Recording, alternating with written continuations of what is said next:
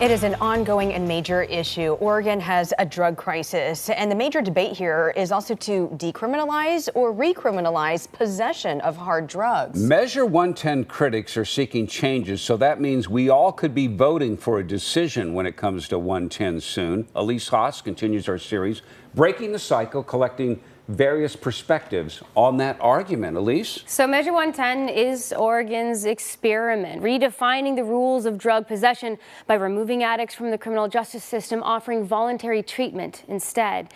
Advocates argue the measure needs more time. Critics are pushing for a redo. In light of these debates, we delved into the research for you. Measure 110's decriminalization of hard drugs was revolutionary. The majority of Oregon voters supported the idea of not criminalizing addiction, instead putting more money into treatment. But the rollout of the new law was rocky at best. Supporters of Measure 110 say there were a lot of issues at play.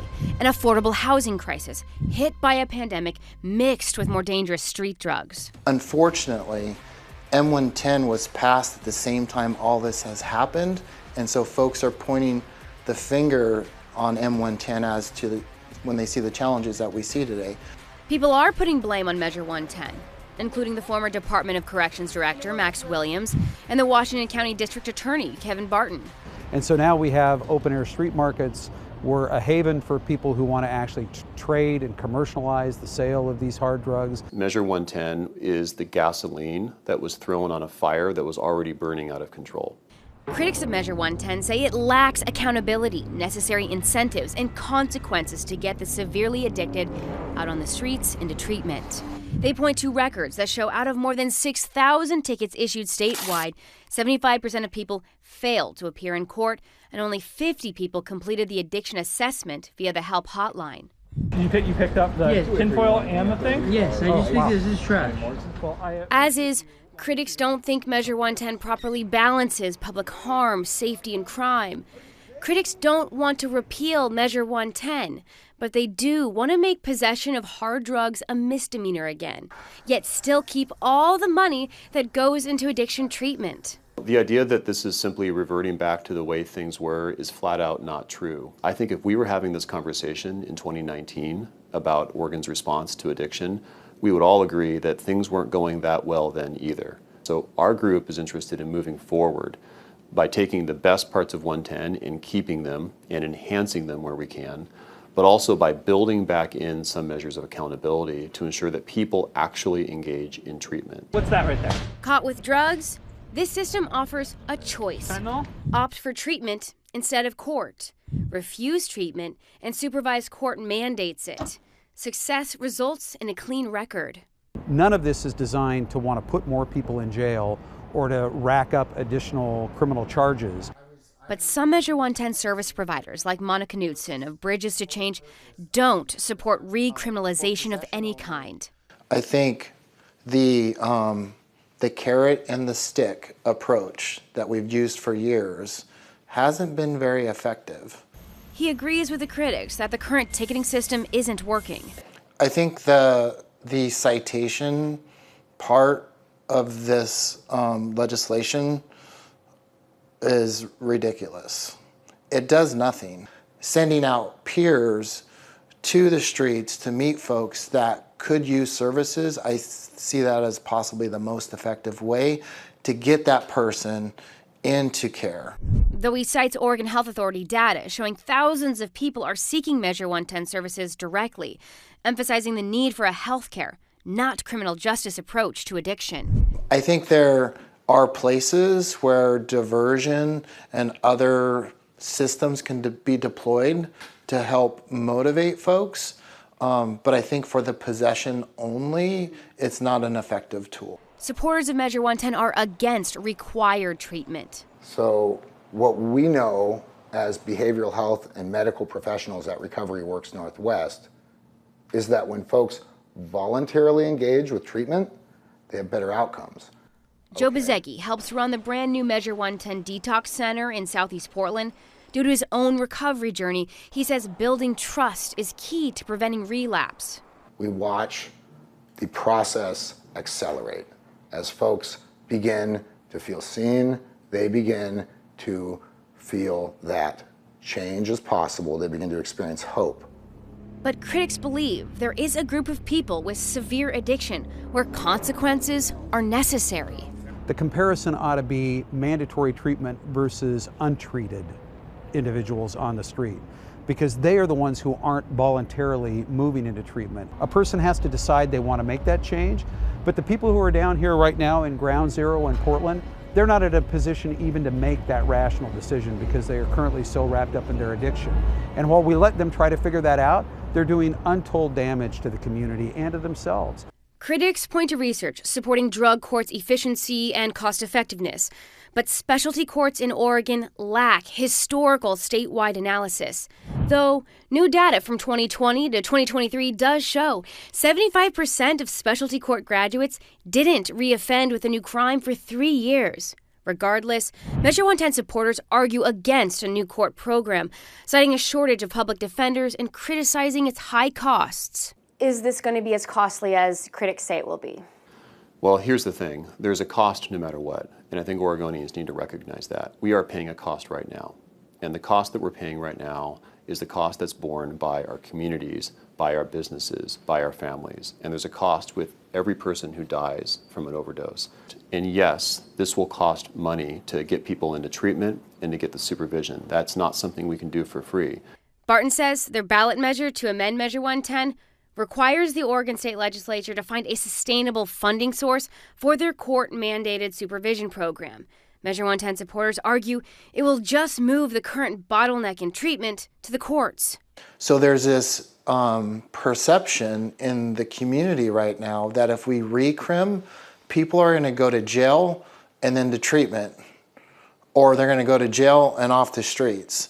And it's not going to work that way. Folks are going to possibly get arrested, possibly go to jail, and then they're going to be for surely released.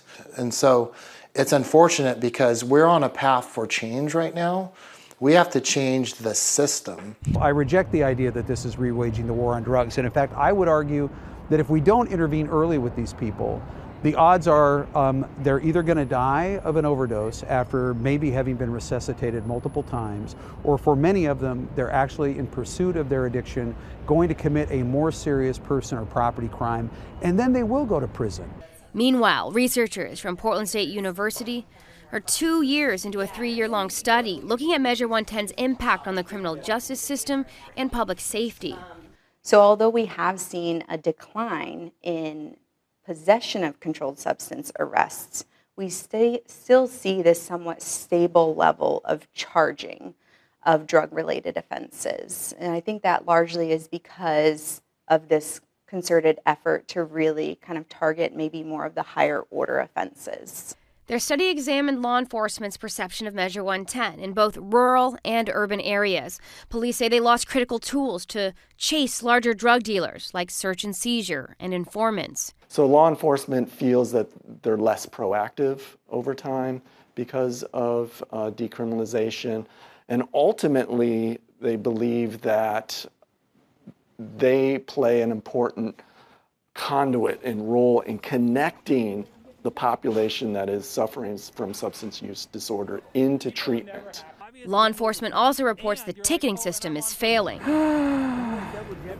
They often use the term, there's no teeth behind decriminalization. And so they have a strong belief that there needs to be some sort of coercive legal sanction powers that can perhaps propel people into treatment opportunities. And from your research and studies, what compels people into treatment? So I think it's a combination of factors, and that each individual would be different. Even with voluntary motivations, there's often some sort of coercive force in the background of that. An OHSU analysis shows Oregon's addiction treatment is half the size it needs to be. According to OHSU estimates, there are more than 300,000 Oregonians addicted to hard drugs. But even in the highest arrest year, data shows officers only caught 16,000 drug offenders. Given the OHSU estimate that there is this very significant large population in need of treatment, that our sense is we're really going to need multiple tools. I'll even use the term an army of professionals, outreach workers, social workers, treatment providers, criminal justice professionals, but we're also going to need family and community realizing these opportunities and helping out. What do you want people to take into consideration if they have to vote on something like this down the line? The most important component of Measure 110 is the increasing of resources for treatment. That didn't exist during the war on drugs. So that's the most radical, important change that I think the public should want to keep. We also need to address that issue of engagement. We know there's this large population in need of treatment. How do we get them into that treatment? History would say the war on drugs didn't help us do that. We can point to positive examples, but overall, it was not getting enough people into treatment, and those treatment opportunities didn't exist. Are we taking criminal justice out of that equation? That's potentially concerning. What are we going to replace it with? So for the general public, our advice is that it's too early to blame decriminalization for any of the sort of sense of chaos or fear, crime and disorder that they're perceiving. There's other factors that are related to that, and let's give Measure 110 some more time. Measure 110 will likely get another year. The earliest a reform could make it to your ballot is November next year. Again, research from PSU is not done yet. The study will conclude December of next year. It seems people are most concerned about what they see on our streets, people using especially fentanyl, lighting up the foil, using it in public. Yeah, that's a fair assessment. And I think some people may not realize that when they voted to decriminalize possession of hard drugs, that it eliminated the very laws that police use to stop public drug use. And there are talks amongst lawmakers right now to create new laws specifically criminalizing open drug use. But as it stands, Measure 110 made smoking, fentanyl out in public not a crime anymore, but a $100 ticket. Yeah, and we do want to reiterate something else that we've noted is part of the solution is to get people treatment so that they can stop using what they're addicted to. But your reports have shown, and that's at coin.com if you want to check it out, there's just not enough treatment centers for the people who want to go there. So that's another layer in all of this, or at least another great report for us. Thank you so much. And we want to remind you to join us for the finale of Elise's series, Breaking the Cycle, Oregon's Attempt at Recovery. Elise challenges lawmakers on the depth of their commitment to fixing the behavioral health care system. And that is another story you don't want to miss. Watch it this Monday at 5 o'clock.